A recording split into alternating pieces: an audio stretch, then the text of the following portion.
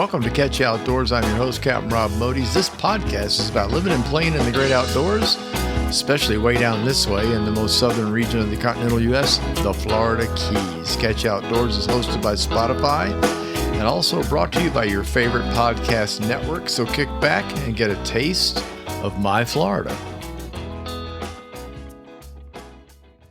This week's episode of Catch You Outdoors is number 126, titled, Fishing is Hard. No, it's not. If you have time to practice and perhaps a fishing mentor or two. Hello, all. Good morning, afternoon, evening, depending on when you're listening to this on Tuesday.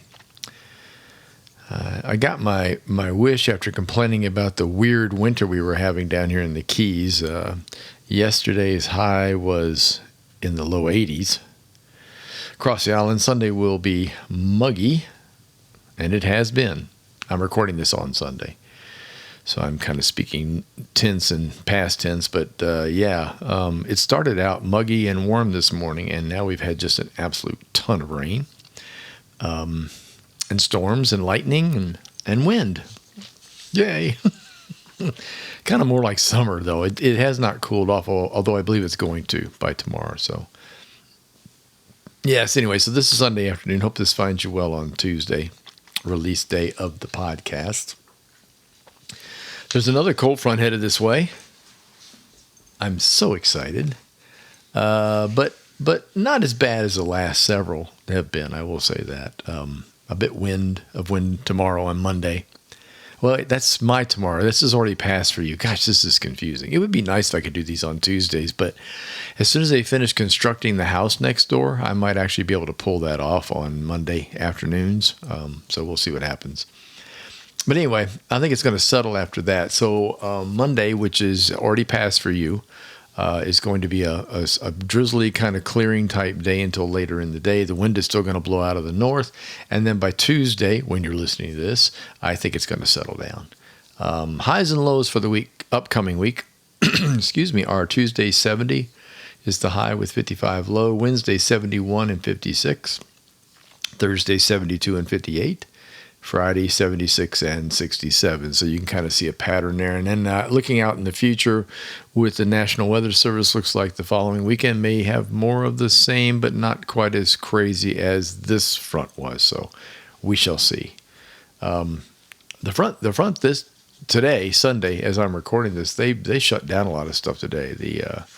The outside bars, outside music, festivals of any kind really had a problem. I would imagine the last day of the Miami Boat Show was going on today. As a matter of fact, I didn't hear any reports from that, but I'll bet that put a real dent in the afternoon time up there because it was storming pretty good.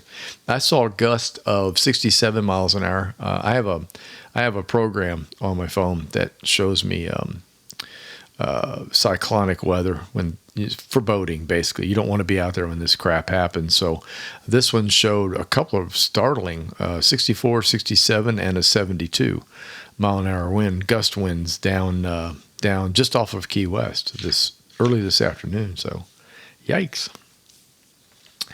However, the recent warm-up really helped the water temperatures in the backcountry. As I mentioned last week, the water temp was 65.3 degrees. That was last Thursday. Fishing on Friday, this Friday, the temps were 72.5, and the bite was much better. More about that in a minute or two. So really happy to see that happen. Tides are improving this week, and the moon's getting bigger. That's the big thing. Yay! The moon's getting bigger as it rolls towards full on the 24th of February. That ought to help a lot. We're going to have cool mornings once again, as I've already told you, 50s, high 50s to very low 60s. And then it should stay above 70 for the rest of the day. And lots of sunshine.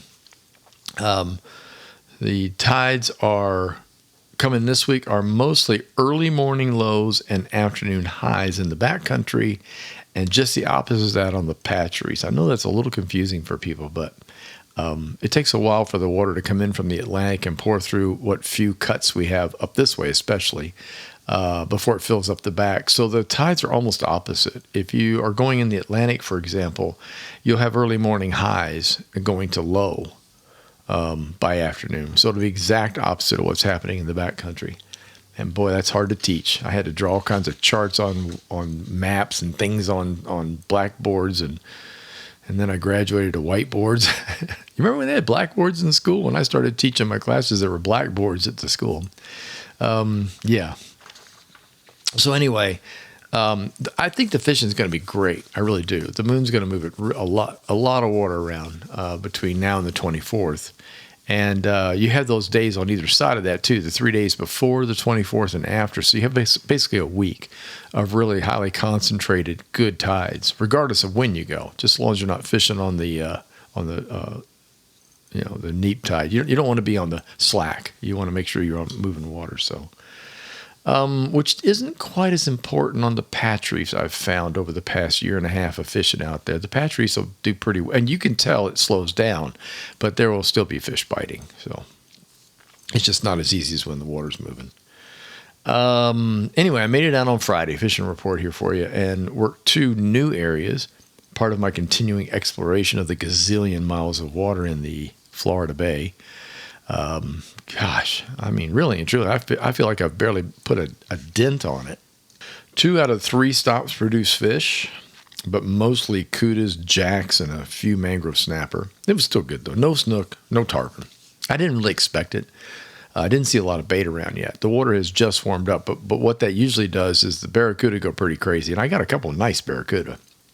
And then the jacks and the mangrove snappers start showing up again in the bushes. They're there. They're just really reluctant to eat much when it's cooler. So as soon as that water temperature just bumps a bit, and there was just a little bit of that rain bait around, the little baby bait, I call it. So that helped a lot.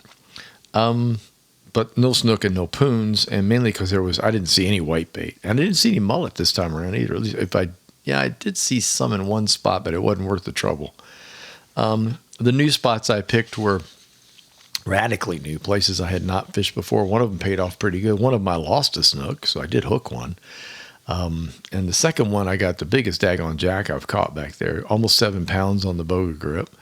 That was great. And I got to see him strike it too. The water's clear enough now where you can sight cast, and I put this lure out there, and I got to watch him take the swipe at it and take off with it. So there's nothing better than that. Well, there's something better than that. Top water. If somebody smacks a top water, that might be a tad more exciting. But that was really cool. It was nice to see. But again, the bait is still an issue. So water quality was beautiful in the back. Good visibility, like I said, for sight casting. Just enough color in it to keep the fish from spotting me, as long as I use longer cast. And that's usually the case back there. You start to realize that you cannot get real close to the mangrove. You're going to have to make some monster casts to get to fish. Let's see. I use the artificial gulp swimming mullet. Duh. I'm sure you've heard that before. I used both white and the pink this time, and both worked pretty well. And then for a little while, I used the Rapala twitching mullet. That's a hard bait. It has a nice wiggle to it. It suspends. The one I usually get the suspending ones. I don't want them to go completely to the bottom, and I don't want them to float. And these are neat too because they come with single hooks on them instead of trebles, and I really like that. It's much easier to release a fish. The one I was using was looks like a pilcher. Pretty much, it's pilcher is what it is. And very, very, very well made imitation. A great imitation. Really does look like a pilcher in the water. It's really remarkable what they're doing now with hard baits. That was another jack hit that, not the big one. The big one hit the soft plastic, but the mid-size. I got one that was about maybe 2 pounds, and that one hit the twitch and mullet. And then a couple of cudas. And that's what makes me nervous. Then I got to bring them back in, put a little piece of wire on them. When I get in an area where the cudas are kind of thick, I don't want to lose a $8-9 lure. Boo-hoo. Another thing that was really weird about the back area that I was in, the different areas, and I saw a manatee for the first time back there. I have not seen a manatee back there all winter long, so I just assumed the water was too cool and they'd gone further up into the glades, up into the creeks that we are not allowed to go in. There are a lot of creeks, but there are signs out that won't allow boats back there anymore into Everglades National Park. Another boo-hoo. But anyway, that's what happens when people abuse the honor of getting back there and then they do something stupid. So, but the water must have warmed enough for the manatee to come out, or it was just plain getting hungry and it was coming out to the grass beds.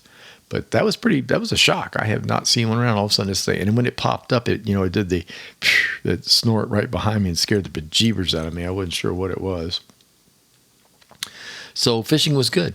And I'm looking forward to this week. I'm not sure. I'm looking at the weather. The winds may calm down Tuesday, Wednesday, or Wednesday, Thursday. So I'm going to try to get at least one day on the water. Even if it does cool off, I still like going back and looking around.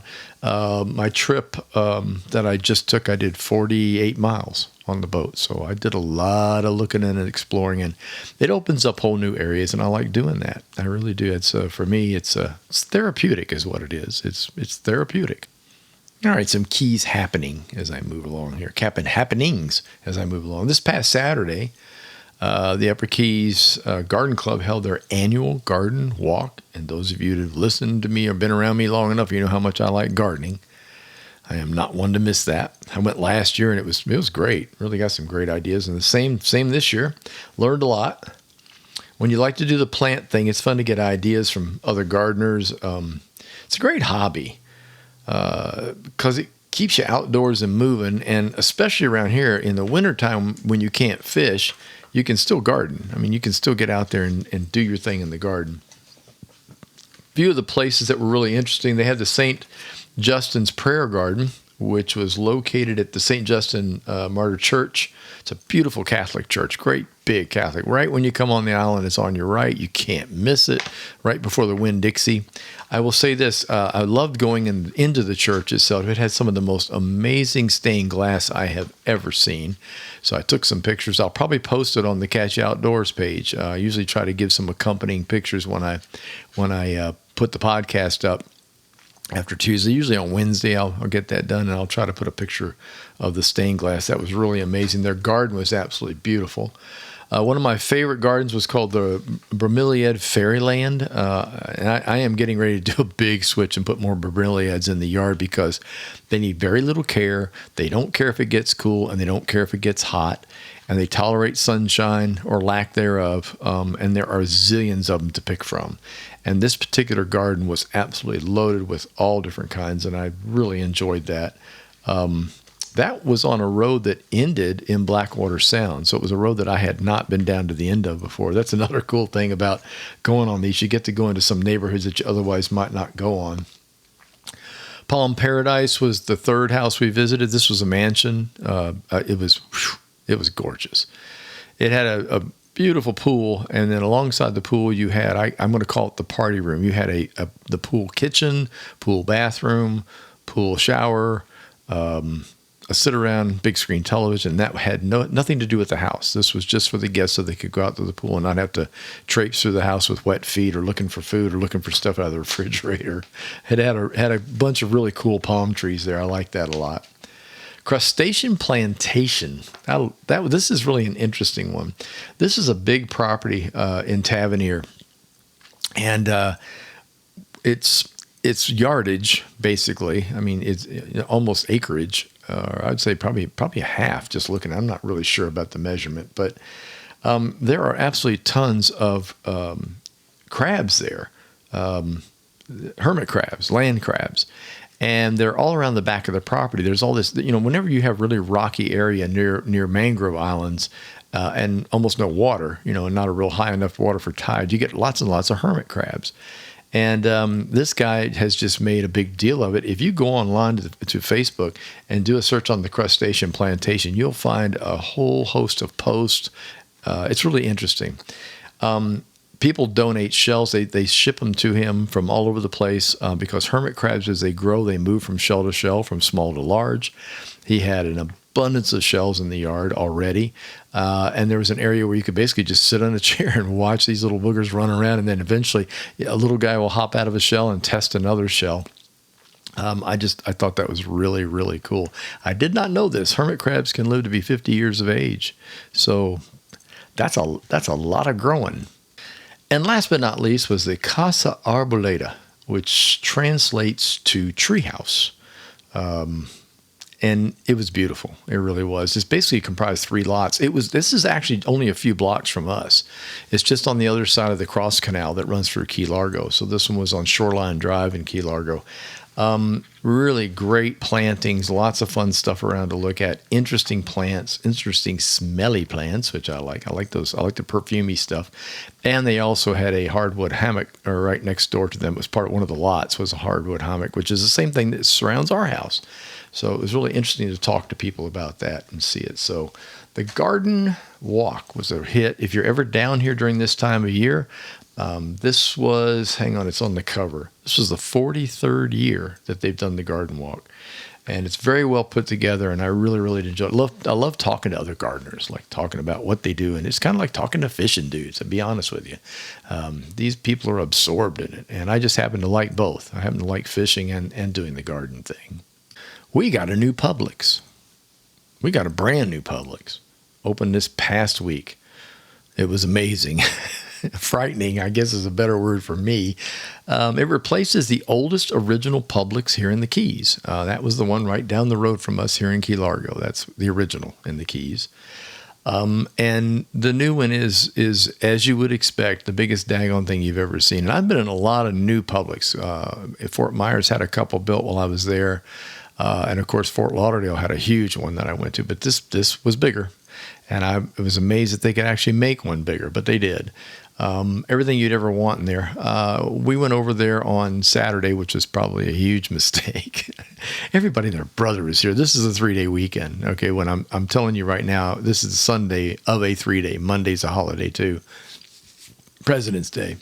So, but I was surprised with the amount of cars in the parking lot and the inability to find parking, having to park, behind the store actually. We got inside, there was still room to shop and move around. So that'll give you an idea how big it was. And lots of goodies, things that we didn't have in the old Publix, and some items that we had looked for but couldn't find were suddenly there. So the selection is much, much broader and wider. The fish section, sushi section, meat section was larger. It was really amazing how much more you could put in a store that size. But intimidating, it'll be a while. I'll have to do some. I'm the shopper typically. Janelle will pick up a few things every now and then, but I typically try to go once a week. And that's going to require time now, baby. I'm going to get my steps in for my exercise, so no doubt about that. After the garden walk and before Publix, Janelle and I went to lunch, late lunch, at a place called Meat, M-E-A-T, a small eatery and tap room in Islamorada. It's in one of the strip shopping centers. You'd miss it if you weren't looking for it. And we were looking for it and found it. It had gotten written up, or not written up, it had gotten play in Diners, Drive-Ins, and Dives on the Food Network. And Janelle had heard about it. And so she knows how much I like a burger. And they're known for their quality hamburger dishes. And so I said, yeah, why not? Let's do lunch.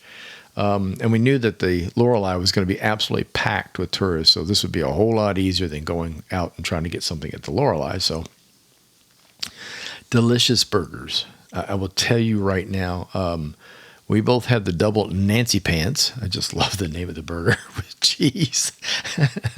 Very good. I love a good burger. I mean, amongst all the fish places down here, this is right up with the best of a hamburger shop. When you are tired of fish and you don't want fish, or you've had enough fish and you just want to go get a good burger, which is what I do, this one was right up at the very, very top. And as a matter of fact, I found out later that they had been voted the number one burger in the Keys, like for 2022, last year. And for the past 8 years, they've received all kinds of awards for their foods.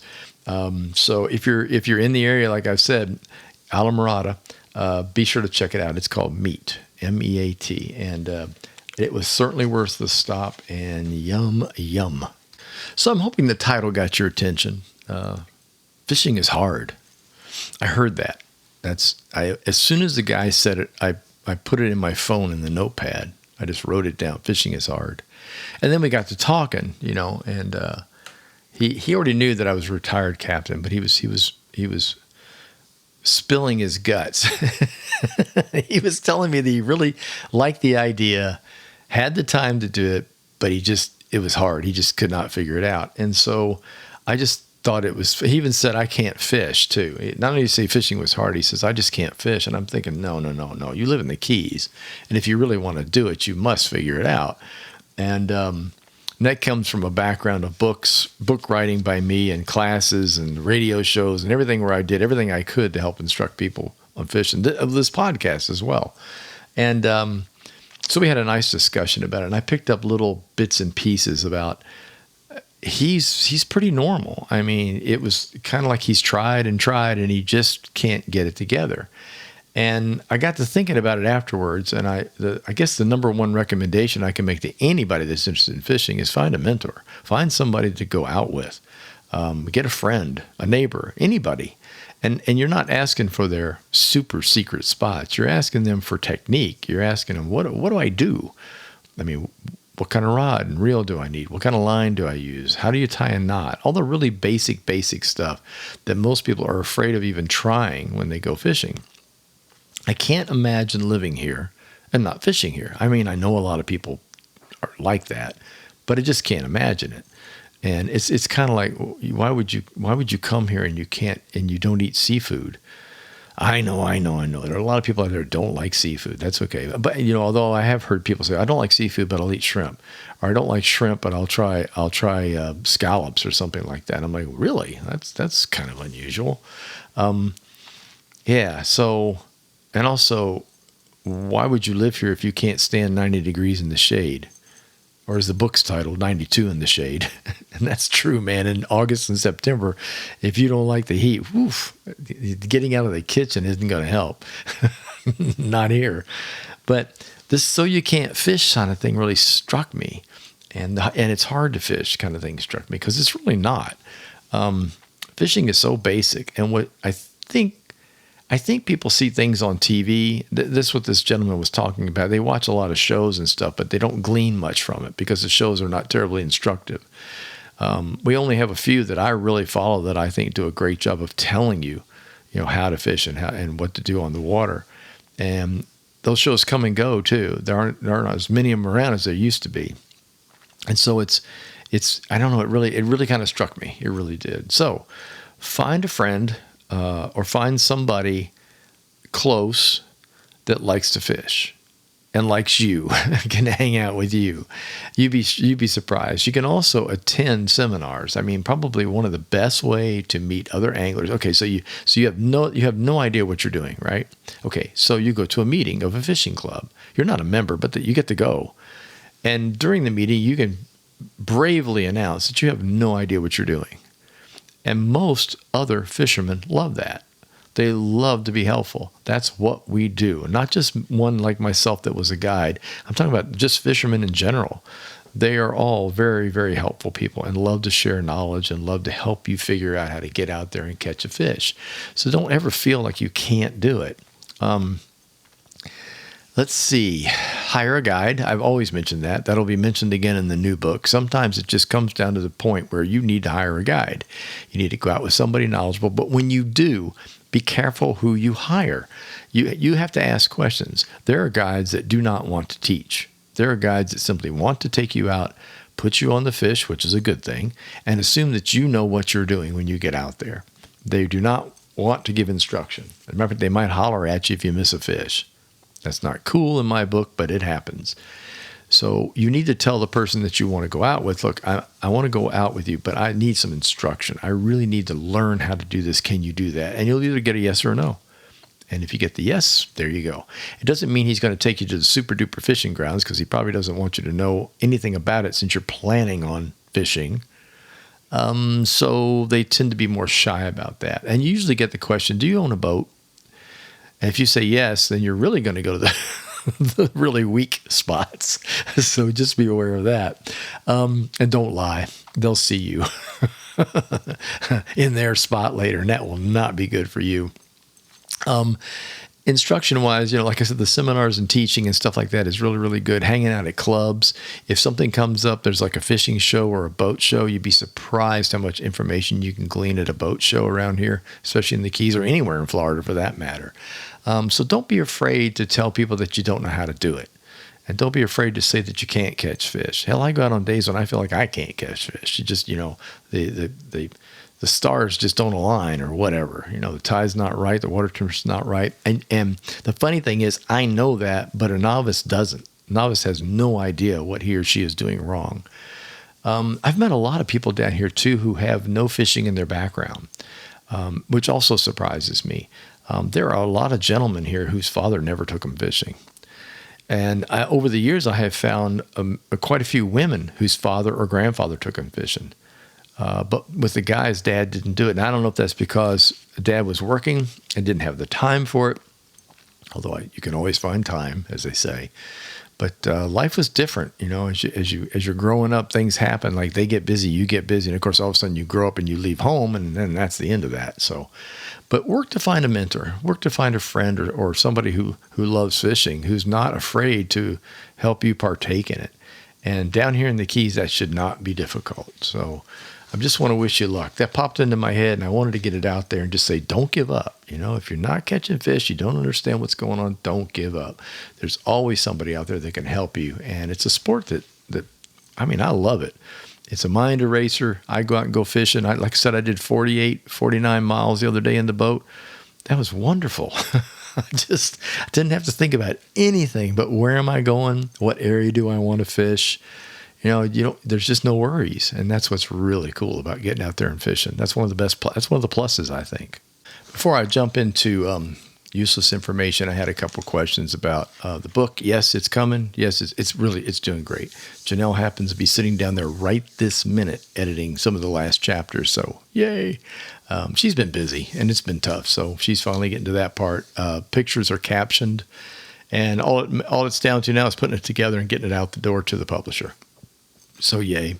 My new song is being worked on. I just got a copy of it. It's not the finished product. It's basically with all the instrumentation and all that stuff done, bass, drums, guitar, all that. And it sounds great. Of course, it's my song. Of course, it sounds great. No others go, that sounds great. So that makes me feel good. Vocals will go on it this week, and hopefully we'll get it out here in the next week or two. And as soon as we do, I will let you all know. But I have gotten a few notes about that, and I haven't forgotten. I've been working on it. So anyway, I think it's time for useless information.